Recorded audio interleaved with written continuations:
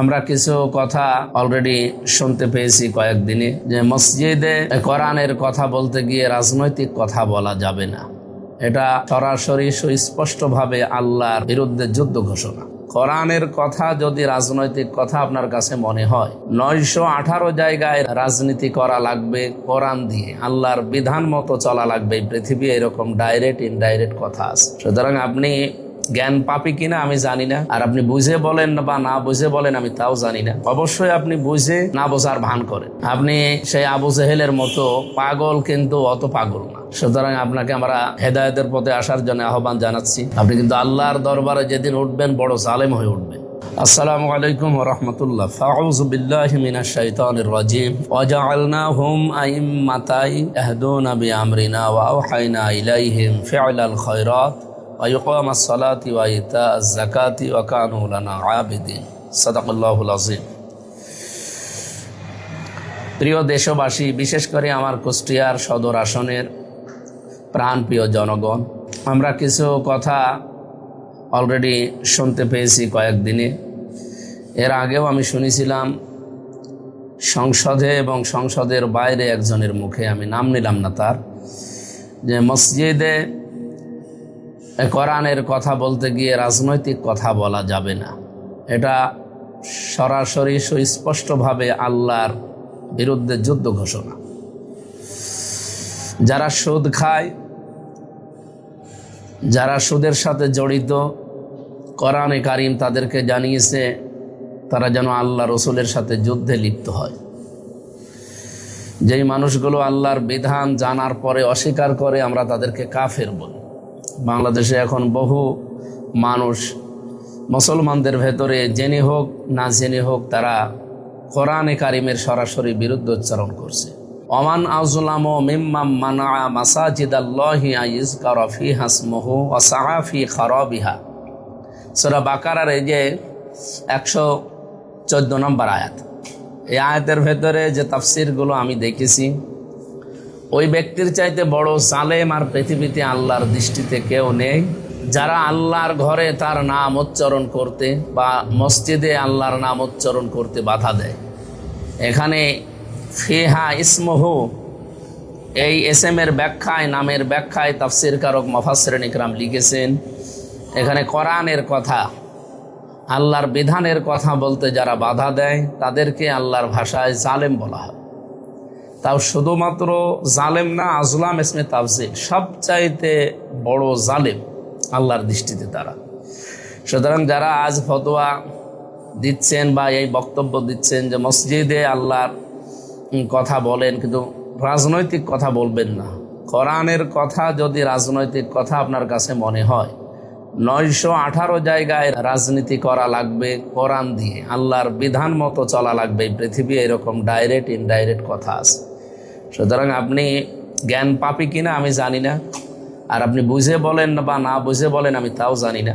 অবশ্যই আপনি বুঝে না বোঝার ভান করেন। আপনি সেই আবু জেহেলের মতো পাগল, কিন্তু অত পাগল না। সুতরাং আপনাকে আমরা হেদায়েতের পথে আসার জন্য আহ্বান জানাচ্ছি। আপনি কিন্তু আল্লাহর দরবারে যেদিন উঠবেন বড় জালেম হয়ে উঠবেন। কুষ্টিয়া সহ আমার এই আসন সহ বিভিন্ন জায়গায় যারা কথা তুলেছেন যে যারা রাজনীতি করে, যে সমস্ত ইমামেরা, তাদেরকে মসজিদে ইমামতি করতে দেওয়া হবে না। অথচ মসজিদের ইমাম শুধুমাত্র মসজিদের ইমাম না, তারা সমাজের ইমাম, তারা দেশের ইমাম।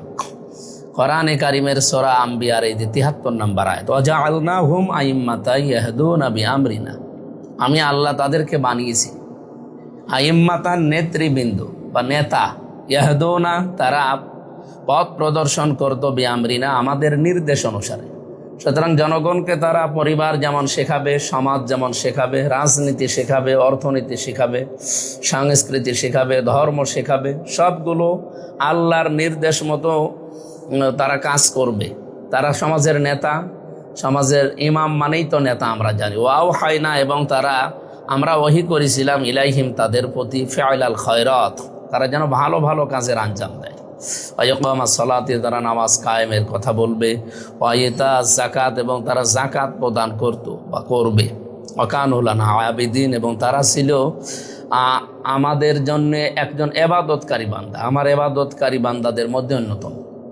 এই সূরা আম্বিয়ার ৭৩ নম্বর আয়াতটা স্পষ্টভাবে ঘোষণা দেয়, যারা ইমাম হবে, সমাজের ইমাম হবে তারা, রাষ্ট্রের ইমাম হবে তারা, দেশের ইমাম হবে, শুধু মসজিদের ইমাম না।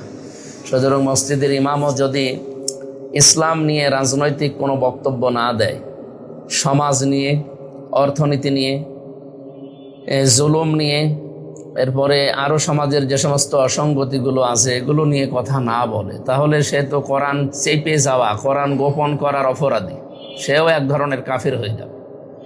এই জন্য মসজিদের ইমামদের আমরা আহ্বান জানাবো, আপনারাও মসজিদে যেমন পরে পারিবারিক জীবন নিয়ে কথা বলেন, সামাজিক জীবন নিয়ে কথা বলেন, অর্থনৈতিক জীবন নিয়ে কথা বলেন, সাংস্কৃতিক জীবন নিয়ে কথা বলেন, আপনারা রাজনৈতিক জীবন নিয়েও কথা বলবেন। কেউ যদি বাধা দেয়, যেখানে বাধা দেওয়া হবে সেখানেই প্রতিবাদ হবে। এই দেশে আমরা ভেসে আসি না, কোরআন শরীফ হাদিস শরীফ আপনাদেরকে বোঝায়, যতটুকু আমরা বুঝি জানি ততটুকু আপনাদেরকে বোঝানোর জন্য চেষ্টা করি। আহ্বান জানাবো, এরকম ভুল পথে কেউ পা বাড়াবেন না। আমার আসনের ভেতরে কোনো মসজিদের ইমামকে নিয়ে কেউ যদি এরকম কথা বলে এবং কেউ যদি এই কাজে লিপ্ত হয় যে সে রাজনৈতিক কারণে তার ইমামতি করা যাবে না, মসজিদের ইমামরা নামাজ পড়াবে না, আপনারা নামাজ পড়িয়ে নিয়ে। আর এরকম কথা বলার দুঃসাহস যা দেখিয়েছেন তাকে যাদের সামনে ক্ষমা চাইতে হবে, আল্লাহর কাছেও ক্ষমা চাইতে হবে। এত বড় কঠিন কথা আপনি বলেছেন, সুতরাং আপনাদেরকে আমরা ভালোবাসি। এই দেশে আমাদের ভেতরে ডিভাইডেড করে আবার জালেমরা নতুন করে আসতে চায়, এটা তাদের একটা ষড়যন্ত্র, চক্রান্ত। আমরা কোনো চক্রান্তে পা না দিয়ে আলেমদের সাথে আমরা থাকব, এই আহ্বান জানিয়ে সূরা আম্বিয়ার ৭৩ নম্বর আয়াত, সূরা বাকারার ১১৪ নম্বর আয়াত এবং সূরা ফাতিরের ৩২ নম্বর আয়াত, এই আয়াতগুলো আপনাদেরকে আরও বেশি বেশি বাংলা তাফসির পাওয়া যায়, এই ব্যাখ্যা পাওয়া যায়, এগুলো পড়বে। আলেমদের ব্যাপারে কথা বলতে হলে, ইমামদের ব্যাপারে কথা বলতে হলে হুঁশিয়ারি হয়ে কথা বলবে। সবাইকে ধন্যবাদ জানিয়ে মসজিদের ইমামদের জন্য দোয়া করে দোয়া চেয়ে শেষ করছে। আমিন। আসসালামু আলাইকুম ওয়া রাহমাতুল্লাহ।